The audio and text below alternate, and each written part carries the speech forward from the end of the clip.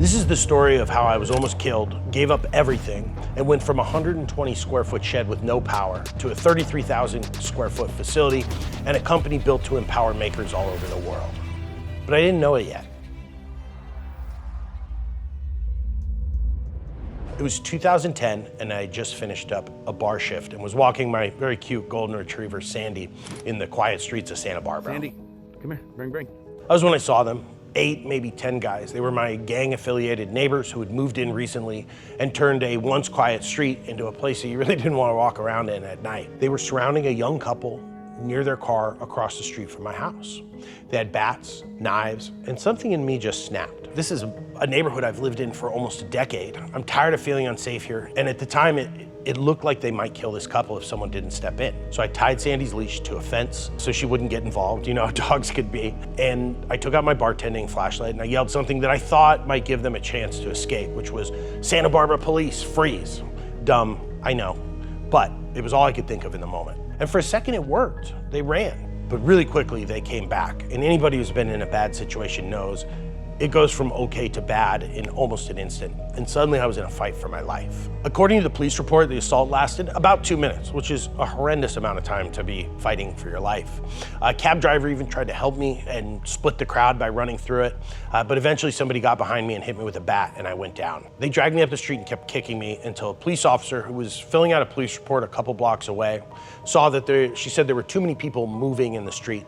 She came flying up and people scattered. I woke up in a pool of blood that was bigger than my body. I remember I picked my head up and it was so big in my concussed state, I thought, I must be dead. I have to be a ghost. It was pure emptiness, like the most empty, sad feeling I've ever felt. Then I picked my face off the pavement and there were 50 people standing around. There was 9 police officers, 3 paramedics, and they all gasped. Here's what I looked like in the hospital. Now imagine that, but I hadn't been cleaned up yet. I ended up having a broken eye socket, broken wrists, broken hands, 80 stitches and staples in my face. That's when I realized I was alive. It was the happiest moment of my life. And suddenly I was filled with like pure joy. And I'm telling you, to go from the lowest point in your whole life to the highest in just a matter of seconds, that's a wild range of emotions. It was like completely just draining. But honestly, the aftermath changed me. I couldn't be around large crowds of people, especially men. I would uncontrollably shake, sweat, panic. Something inside me had cracked. But thanks to the California Victim Restitution Fund, which will pay for all your medical bills, and the people who committed the crime will have to pay that back before they get off probation, I was able to get therapy. And I'll never forget what my therapist said to me in my first session. I'd never done therapy before. She said, "How do you face your fears?" And I was like, I don't know, like thinking she had some insight. She just said, "You face them." So I did. I walked through crowds until it hurt, and then I walked further. And during that like really uncomfortable process, I realized life is short and it can be taken away in an instant, just walking your dog. And I realized that I wanted to live, I was done surviving, and I wanted to chase my dreams. So I walked away from everything that wasn't fulfilling me. My bartending job, which was sucking the life out of me, but it was paying my bills. My unprofitable construction company that I hated, I walked away. I gave it to my business partner and said, I'm out. I had $15,000 to my name, a 120 square foot shed with no power, and a fire inside me that I could not turn off. I ran extension cords from the garage, powered up some tools, and said to myself, I'm gonna make things and I'm never going back to that old life that isn't doing anything for me. Jonathan Katz-Moses here. I just posted some pictures of this box I just finished. Jonathan Katz-Moses here with a new walnut man box. Hi, I'm Jonathan Katz-Moses, and today we're gonna make center keyed box joints. In that shed, I consumed everything woodworking, from YouTube to books to magazines.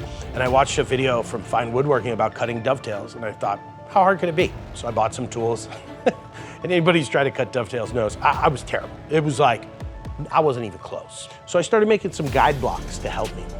And those eventually became what you know as the Katz-Moses magnetic dovetail jig, my first product.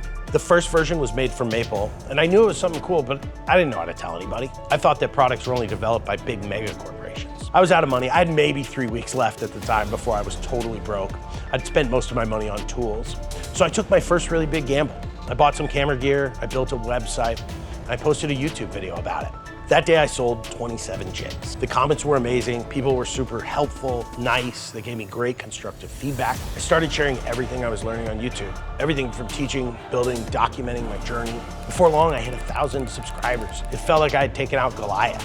It was one of the coolest things ever. And at that point, in those days, there was like 12 woodworking creators. So I'd watched every woodworking video on YouTube, and now I was part of it. I felt like I was part of a secret society. It was so cool, and I wanted more. I'm really excited to announce the Katz-Moses magnetic dovetail jig version 2.0. As orders rolled in, things got serious, real fast. I could not keep up. What started as like 20 to 30 jigs a week turned into 250 really quick. All I did was make dovetail jigs 8 hours a day. I didn't post a YouTube video for over a year. So I thought I should scale. I moved into a 600 square foot shop thinking, all right, this will be great, this will fix my problems, and I get back to YouTube. But then it just turned into a bigger hamster wheel. Then I met the guy who still manufactures our jigs today in this shop, and he suggested I make them out of clear urethane, which is the same material as pool balls. With the new manufacturing process, we actually launched the new version on Make Something with David Picciuto, one of my heroes and mentors early on. That day we sold 300, and that week we sold 1,200. I had to hire people to keep up. That's when I realized this wasn't just some hustle anymore. This was gonna become a company, and I had to take it seriously. I took a massive leap and moved into a 3,500 square foot warehouse that I couldn't afford. It was absolutely terrifying. And then, I spent everything we had made to that point on inventory gear, hiring people. It was a really scary time, but it was so exciting. So at that time, I met my now co-founder, Mark. We published about 100 videos in 2018, which at the time was absolutely unheard of. And we really tried to keep that pace up, but it was exhausting. About that time, I bought a $40 flip stop, which was absolute garbage. It had an 1/8 inch of play, and I hated it. I was so frustrated that I had spent my money on something that didn't work, that somebody else had actually recommended, that 3 days later, I had a prototype for what you now know as the Katz-Moses no deflection universal stop block. I got a quote for making them for $15. So I pre-sold a couple hundred, I think, at $30, thought I was in the clear, and we had another big win. But as we went into production, the manufacturer came to me and said, you know what, I'm sorry, I misquoted this. I have to charge $45 to make these make sense for me. And all of a sudden, I was stuck. So I scrambled to learn everything I could about manufacturing processes. It was like a crash course in product development. And eventually I found a company on the East Coast that could extrude aluminum, do the post-process machining, and they could do it for much, much less. So I'd found a solution, but they wanted $80,000 for a first shipment. Actually, it was a little bit more than 80 grand. That was way more than I had to my name at the time. And I said, all right, I'm gonna take another big gamble here. And I negotiated with them for 3 shipments on net 30. So I could actually get them in and try and sell them before I had to pay them, which was the 3rd time in 2 years that we had bet everything on black. So we shot a product release video. I showed all the features of it, and we published it to YouTube. And that first day we did $60,000 in sales. I was in Montana, I remember, at my family's cabin and checking the sales every 3 minutes, and it was crazy. At the end of the week, we had done $100,000. It was another bet, another win. We were able to pay everybody, fulfill every order, and keep moving. It was absolutely incredible. But the business kept growing. Soon our space was completely overflowing. We were packed to the gills with pallets. We had shipping containers in the parking lot. What started as 1 ended up being 3.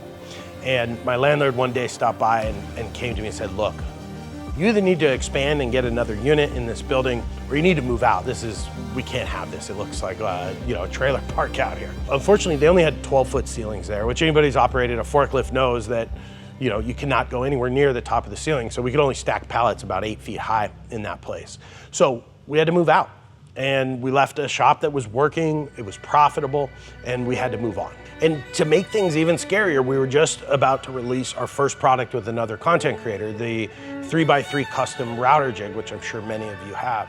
So we had 30 days to move and manufacture 5,000 units on 1 CNC without a vacuum table, without a tool changer. There was a tool change in the middle of that operation, and it could only do 8 at one time. So we moved, and I had budgeted about $20,000 to $25,000 for the move, but it ended up costing $120,000 to move everything, install the electrical, all the HVAC, and get everything set up. And I thought we'd failed before we even started. Every morning I got up and it felt like getting out of wet cement. I could hardly face my team here, who were so excited about the new space, knowing that we maybe had like 2 months worth of money left. That move took us to our current shop where we're sitting today. At the time, we had 16,000 square feet. I subleased some of it to Bill, who manufactures our dovetail jigs and does a lot of our prototyping and engineering. And we grinded. I was here every day, every night, doing everything I could to get over that hump of having almost no cash flow. Since then, we've released hundreds of products, many of them made right here in our now 33,000 square foot warehouse in Santa Barbara. We manufacture over 100 of the 150 plus KAM Tools branded products and carry hundreds more tools that I personally love. We always say that if it's in my store, it's in my shop, and I truly live by that. We've grown to a team of 15 plus and 5 fractional remote employees, super talented people. And last year I was able to achieve what I consider the litmus test of like a healthy business and a good entrepreneur. And I was able to get health insurance for all my employees. Truly amazing. We founded the Katz-Moses Woodworkers with Disabilities Fund, which has given away hundreds of thousands of dollars in tools and support to makers with ADA recognized disabilities. But even with that, growth is really expensive. When you're growing at 2 to 3 times per year, you have to prepay for all the raw materials, inventory, equipment, systems, new hires. And there were many months I didn't even pay myself, and I was absolutely exhausted. I was working 100+ hour weeks at odd hours while remaining like a real dedicated single dad to my daughter, Layla. You know, I'd wake up at 2 a.m. just to be able to answer emails and work on the computer until she got up at like 6, 7 a.m. We were growing so fast at the time that we were constantly figuring out which products to let go out of stock so that we could develop new ones. We were delaying hires. Mark and I were wearing the hats of 8 people each, and we were back stuck in that vicious hamster wheel. Then I heard about Slow Ventures, a VC firm who had created a first of its kind fund investing solely in content creators who they thought were going to be the next great entrepreneurs. So I applied and didn't think much of it. Now, I've never done traditional sponsorships on this channel, and for the last 5 or 6 years, this company has been solely supported by you visiting our website. Retaining my autonomy and being able to say what I believe in, teach the things I want to teach, and talk about the tools I want to talk about has always been my North Star. A few months later, Slow emailed me and they wanted to meet. We did due diligence, they looked under the hood, but I've been down this road before and I really kept expectations low. In the past, any serious offer has come with one deal breaker, which was I'd have to give up control. And I wasn't gonna do that. At this point, I'd gambled and won so many times that I wasn't gonna stop betting on myself. Today feels like that first day that I sold 27 jigs. Because out of over 700 applicants, we were the first deal they wrote. And they have invested $2 million in our parent company and said, go do great things. And what makes this so exciting is they believe in me and my team so much that they have zero control. No board seats, no operational oversight. If I wanted to start selling ballet shoes tomorrow, because I thought that was the best move, nobody could stop me. Since the investment, we've hired product developers. We've partnered with the very talented Andy Klein. If you don't know him, I'll link him down below. We filed over 7 patents in the last 12 months with more on the way. And we're currently greenlighting 30 new KAM Tools products, as well as multiple other products with super talented creators. And most importantly, we're actively working on getting back to the thing that I love most, which is teaching on woodworking. So not only are we gonna get to share and create the best tools we can for you, but really the best unbiased woodworking advice, free from any corporate sponsors and any control. I started this journey because I was frustrated by bad tools, broken systems, a life that really just was not fulfilling me. And I didn't know if it would work, but I knew I had to try. And from the moment I picked my head up off that bloody pavement, this became something I never imagined it could. And I hope, if you take anything from this video, I hope it's this. It's that don't wait for life to kill you to start chasing your dreams. We've built a company that empowers makers all over the world through education, content, support, and tools. And we've done that without sacrificing any of the values that got us here. Now, I don't have to bet it all on black. I can build from a place of creativity and calm. We're working on dozens of new products, supporting tons of great creators, and finally getting back to the educational content that we were known for. And it is not lost on me that I get to do what I love every day for a living, and I am so thankful for that. But I am thankful to you and you alone, because without your support over the years, I couldn't do this. And I take the responsibility of maintaining your trust as like the most paramount objective in my life. So if you're watching this story now, just know the story is not over. It's just getting started, and I thank you so much for being a part of it. And stay safe in the shop.